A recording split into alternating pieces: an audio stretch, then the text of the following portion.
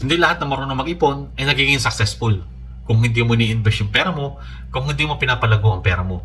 Marunong kang mag-ipon, pero nasa bangko lang natutulog, kinakain ng inflation rate. Ang pag-invest ay pagpapalago ng ating hard-earned money sa pamamagitan ng paglalagay nito sa iba't ibang investment channel. At ang first step sa financial freedom ay ang financial education para mahawakan natin na maayos ang ating personal finances at matutunan natin ang mga investment vehicle na sisigurado sa ating retirement at sa future ng ating pamilya kung paano buuin ang ating solid financial foundation at hindi tayo may scam.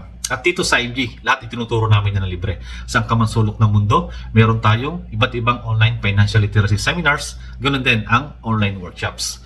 Kaya kung gusto mong matuto ng tamang pag-iipon, mag-comment below ka lang o i-PM ako direct sa aking messenger. I-invest yung ating mga ipon dahil 5 years from now, iba na ang value niyan. Mas mababa na because of inflation rate. Kaya gustong matuto, halina at umattend ng aming online financial literacy seminars. I-PM mo ako para maibigay ko sa iyo yung link at oras ng aming seminars.